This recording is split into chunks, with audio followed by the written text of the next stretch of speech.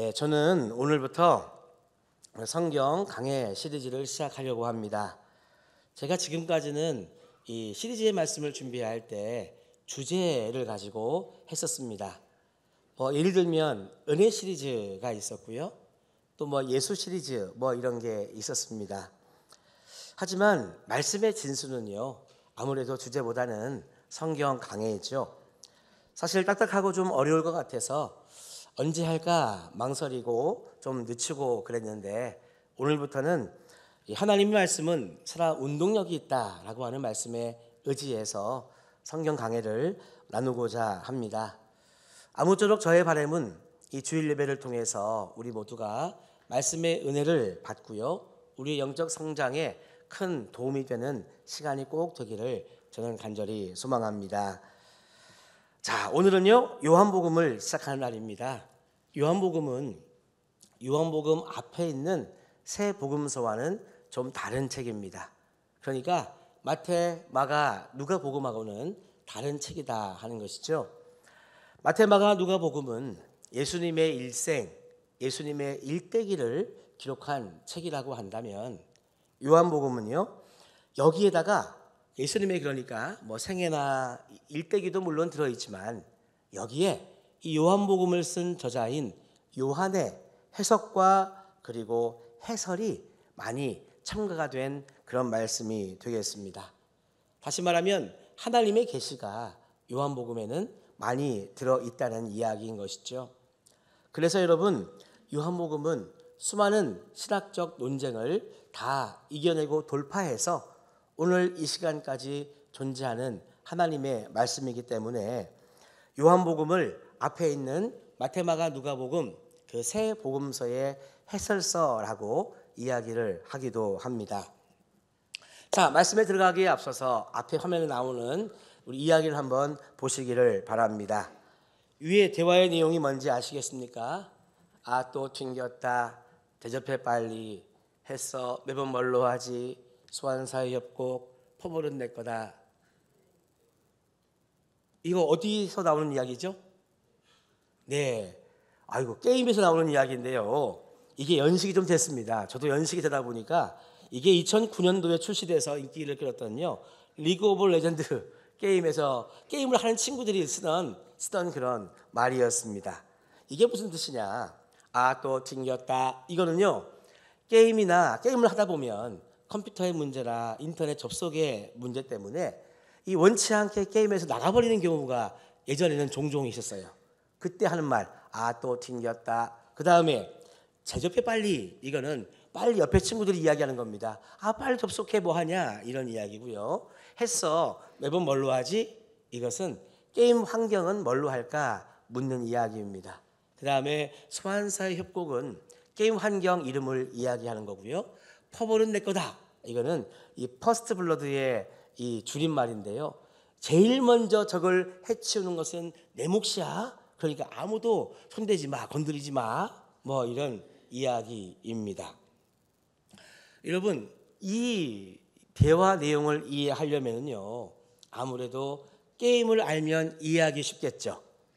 그리고 2009년부터 하여튼 10년, 11, 12, 13년 그 당시에 10대나 20대의 어떤 이 문화나 언어를 이해하면 이해가 쉬울 것입니다. 마찬가지로 요한복음을 이해하려고 한다면요, 요한복음은 2000년 전에 쓰여진 하나님의 말씀이기 때문에 2000년 전 그 당시에 쓰여졌던 언어와 그 당시의 문화를 이해를 해야만 요한복음도 잘 이해할 수 있다는 그런 말이 되겠습니다. 그래서 오늘 본문을 이해하기 위한 중요한 단어, 제가 주목하고 싶은 단어가 있습니다. 그게 뭐냐 하면 한번 따라합시다. 말씀. 네, 말씀이라고 하는 단어를 저는 주목하고 싶습니다. 우리 1절 본문의 말씀을 다 같이 읽어보실까요? 태초에 말씀이 계시니라.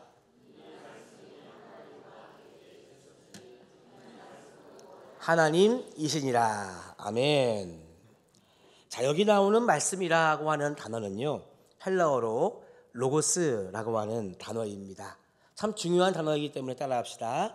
로고스. 한 번 더 로고스. 맞아요. 그래서 우리가 요한복음을 잘 이해하려고 한다면 그 2000년 전에 쓰여졌던 말씀이라고 하는 단어, 헬라어로 하면 로고스라고 하는 단어를 잘 이해해야만 요한복음을 이해할 수 있다는 말입니다.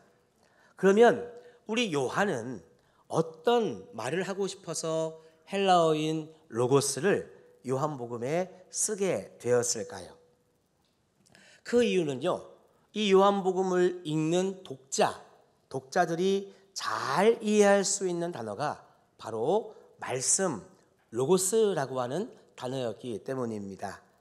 당시에 이 요한복음을 주로 읽었던 독자층은요, 헬라 문화권에 살아갔던 사람들, 또 로마의 통치 안에 있었던 사람들이 이 요한복음의 주 독자층이었습니다.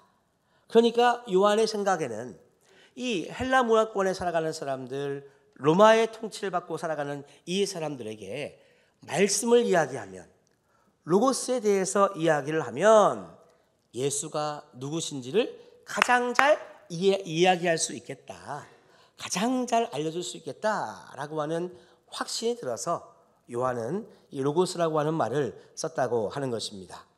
그러면 헬라인들은, 이 헬라 문화권에 살아갔던 사람들은, 로마의 통치를 받고 살았던 사람들은 도대체 로고스라고 하는 단어를 어떻게 이해를 하고 있었기에 요한이 이런 말을 썼는가? 이걸 알면 참 좋겠죠. 여러분, 주전 6세기부터 주 1세기까지 약 600년의 시간 동안에 이 헬라인들이 가지고 있었던 주된 사상이 있었습니다. 그 사상의 핵심이 뭐냐 하면 바로 로고스 사상이었어요. 당시의 모든 사람들은요, 로고스라고 하면 다 신이라고 생각을 했습니다. 로고스라고 말하면 지극히 존귀한 존재, 위대한 존재, 최고의 존재, 영원한 존재, 완전한 존재의 대명사로 로고스를 이야기했던 것이죠. 그러니까 뭐 학문이 깊었든 또는 가방끈이 짧았든지 간에 어쨌든 로고스 하면 당시 사람들은요 다 그냥 신 이렇게는 알고 있었다고 하는 것이죠. 그렇기 때문에 로고스가 신으로 이렇게 생각했던 그 사람들은요, 이 로고스를 통해서 구원도 있을 것이다 라고 하는 기대감을 가졌습니다. 이 로고스에 관한 구원론은 이런 이야기입니다. 헬라 철학이라고 하는 것은요, 지금 이 세상을 아무 가치 없는 곳이다 라고 이야기를 했습니다. 당시에 최고의 철학자는 플라톤이었거든요. 당시 이 플라톤의 이 철학 사상은 온 이 헬라 문화권을 다 뒤덮고 있었습니다. 그런데 이 플라톤이 뭐라고 이야기했느냐? 이 세상은 그림자다라고 이야기했어요. 그리고 이 세상은 가짜다라고 말했습니다. 그러니까 이 세상은 뭐 살아봐야 별 의미가 없다라고 이야기를 했단 말입니다. 왜요? 이 세상은 그림자요, 이 세상은 가짜니까. 자, 이 플라톤의 이야기를 들었던 헬라인들은요, 그럼 뒤집어서 무엇을 생각했을까요? 이 세상이 무의미하고 살아봐야 별 가치가 없는 그림자요, 가짜니까 뭘 생각했을까요? 그림자를 비추게 하는 뭔가 진짜, 그죠? 그 다음에 가짜 말고 진짜, 이것을 그들이 생각하게 되었습니다. 그래, 이 세상이 가짜이니 진짜를 찾아야지. 그림자가 이 세상이라고 한다면 그림자를 비추는 원래 오리지널 이 진짜를 찾아야지라고 하는 생각이 이 헬라인들의 마음속에 있었어요. 그래서 어떻게 하면 진짜를 찾을 수 있을까라고 하는 그들의 노력 속에 나온 것이 뭐냐? 바로 로고스의 구원론이 되겠습니다. 자, 필로라고 하는 말은요, 사랑이라고 하는 말이고요. 소피라고 하는 말은 지혜, 지식이라고 하는 말입니다. 합쳐서 필로소피라고 하면 철학이라고 하는 말인데요. 당시에 지혜와 지식을 사랑해서 그것을 깊이 연구하면 로고스를 알 수 있다라고 가르쳤던 학문이 철학이었습니다. 그러니까 여러분, 철학을 통해서 내가 지혜와 지식을 사랑해서 그것을 깊이 연구하는 이 철학을 통해서 로고스, 신을 알 수 있으니 그들은요, 이 로고스를 알아가는 것, 철학하는 것을 그들은 구원에 이르는 길이라고 생각을 했어요.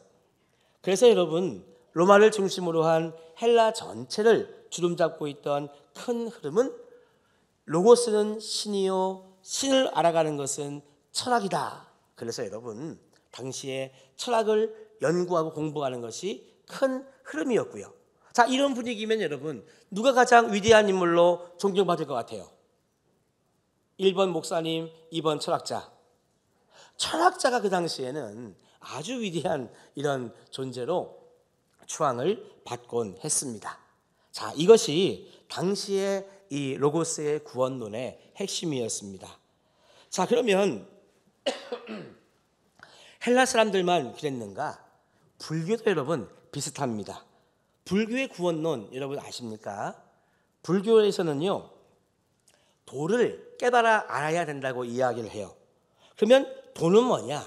도는 이 세상의 모든 것은 헛된 것이다 라고 말하는 것이 이 도입니다.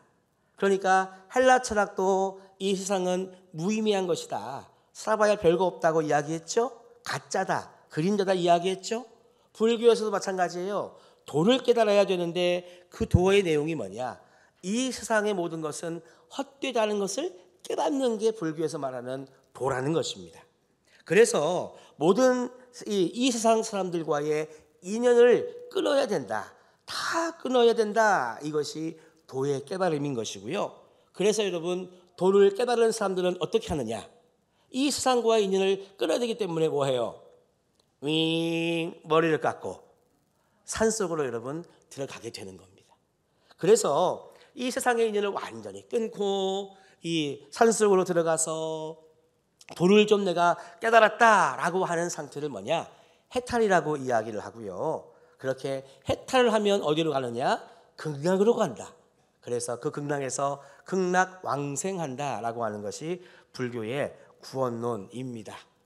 가만히 보니까 헬라의 사상과 불교와의 공통점은 이 세상을 무의미한 것으로 바라보는 것이 공통점입니다. 이해되십니까? 오케이. 그러면 하나 더 볼까요? 공자를 한번 보도록 하겠습니다.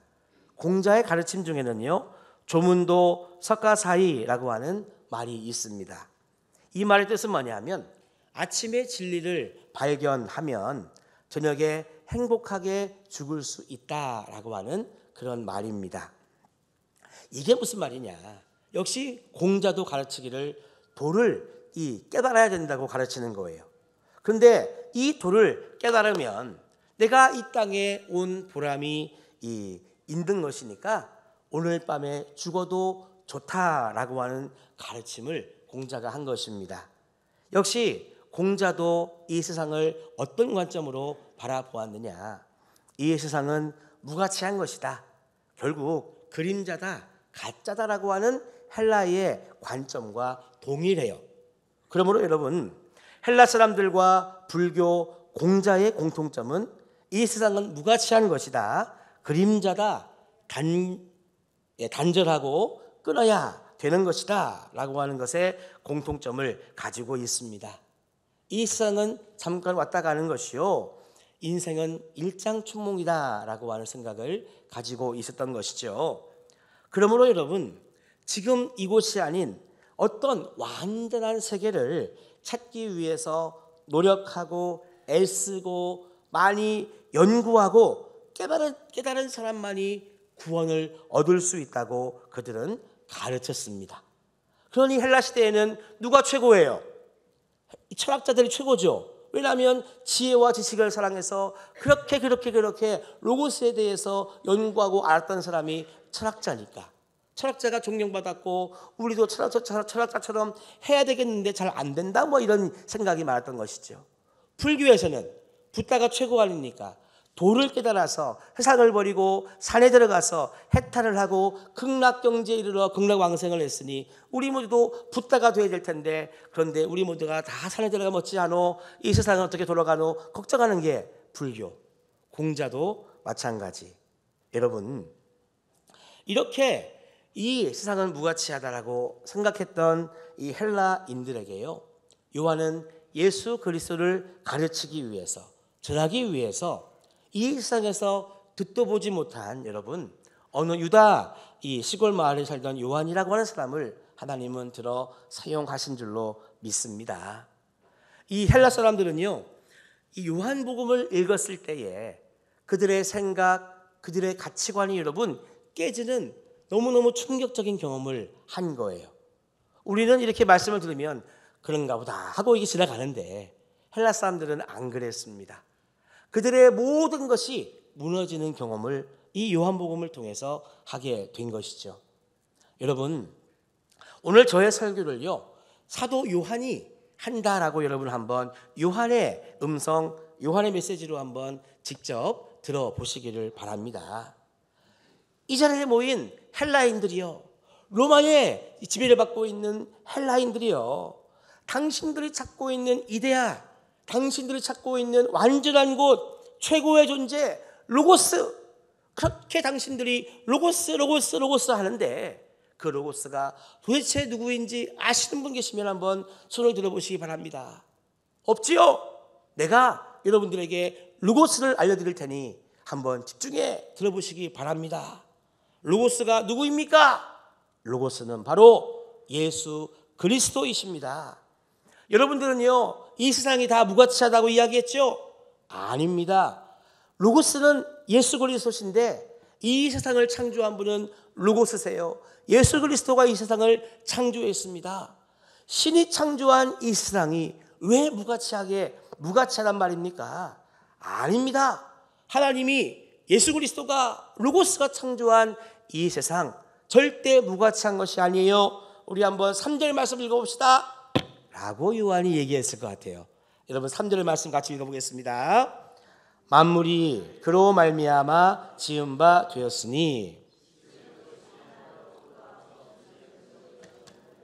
아멘. 자, 여러분, 그래서 이어서 요한이 이야기하는 것입니다. 자, 여러분 3절 말씀을 읽어보셨습니까? 그래요, 여러분. 여러분들이 생각하고 있는 로고스에게 가기 위해서 철학을 한다고요? 공부한다고요? 해탈해 보겠다고요? 선을 많이 행해 보겠다고요? 여러분, 말도 안 되는 소리입니다. 여러분들이 공부를 많이 한들, 도를 깨닫고 해탈을 한들, 우리 같은 존재가 어떻게 로고스에게 다가갈 수 있겠습니까? 여러분, 로고스는 신이라면서요. 어떻게 우리가 무가치한 존재인 우리가 신의 경지에 다다를 수 있겠습니까? 여러분, 공부에서는요, 연구에서는요, 도를 깨달아서는 로고스에게 갈 수 없습니다. 이 개구리가 연못에 살고 있다고 해봅시다. 연못에 사는 개구리가 아무리 공부하고 연구하고 날고 길고 뛴다고 하더라도 이 개구리가 사람이 될 수 있습니까?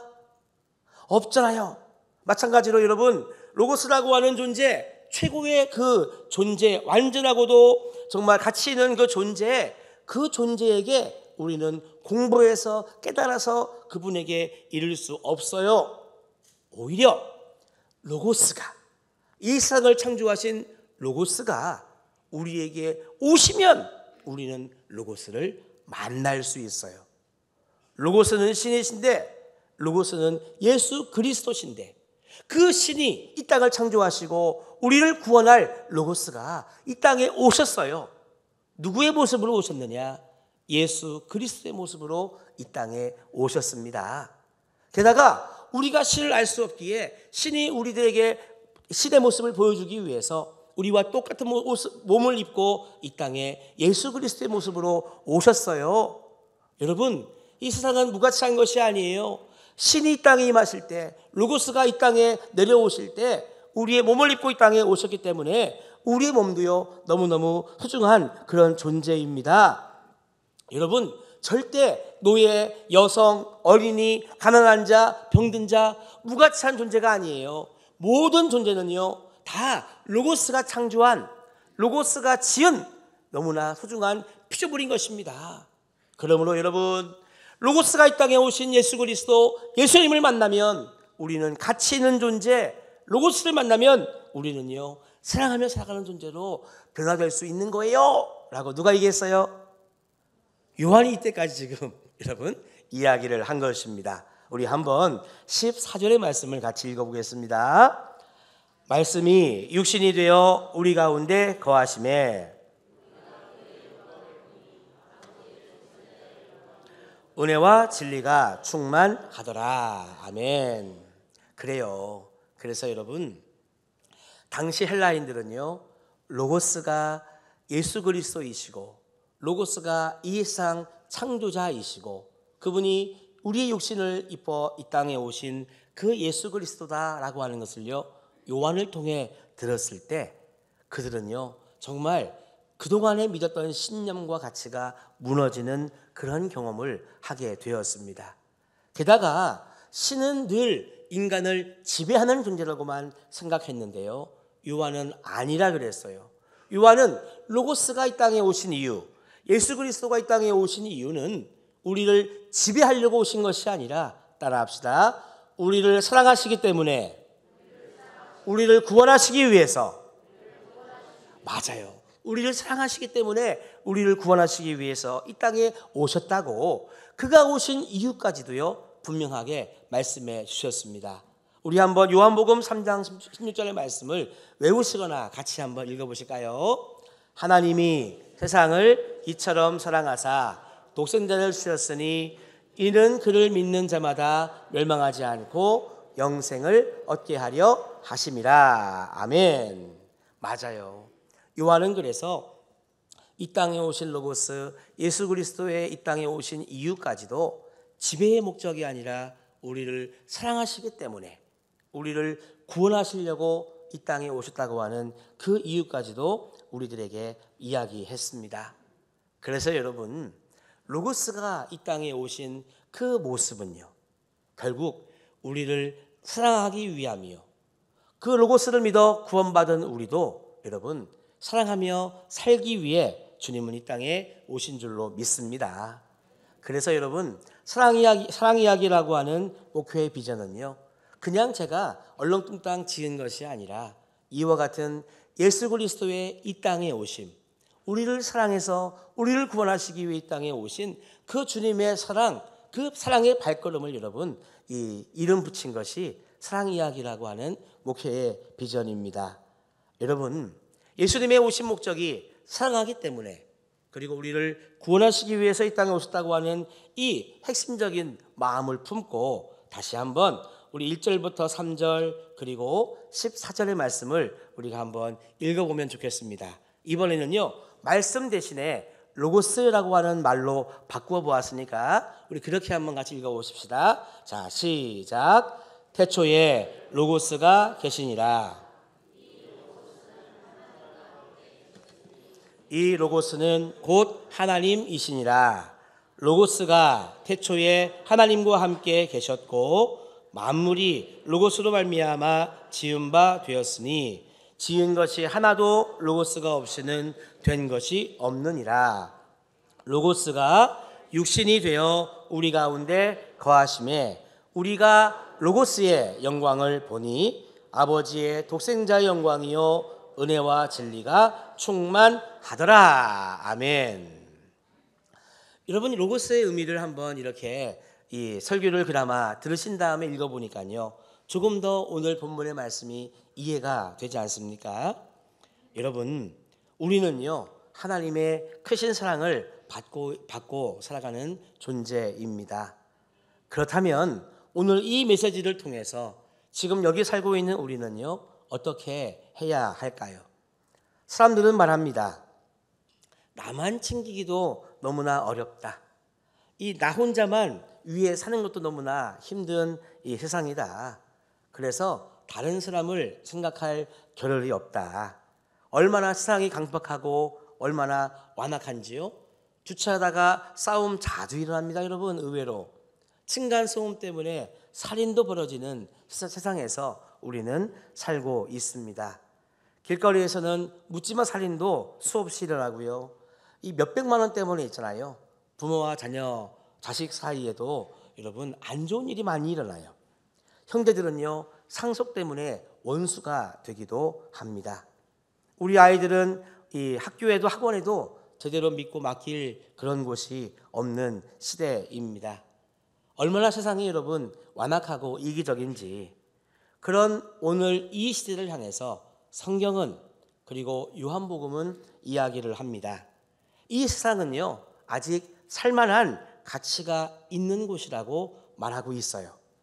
하나님이 창조하신 이 세상이기 때문에 이 세상에 이때에 보냄받은 우리를 통해서 우리와 이 세상은 가치 있고 의미 있다고 여러분 말하고 있는 것입니다.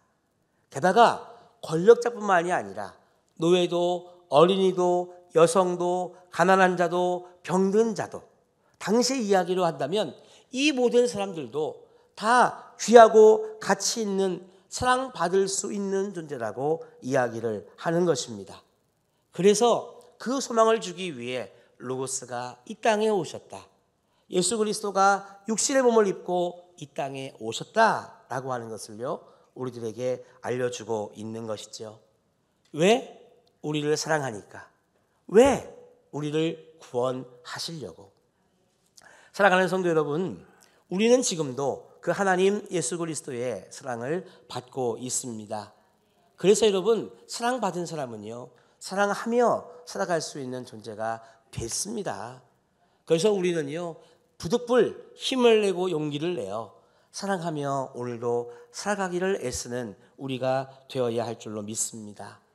여러분, 사랑 이야기는 그래서 로고스가 이 땅에 육신의 몸을 입고 내려오신 그 사건이 사랑 이야기의 첫 출발이요, 십자가에 달려 죽으시고 부활하신 예수 그리스도가 그 사랑 이야기의 여러분 현재 진행형이고요, 다시 이 땅에 오실 예수 그리스도가 사랑 이야기의 마침표가 될 줄로 믿습니다.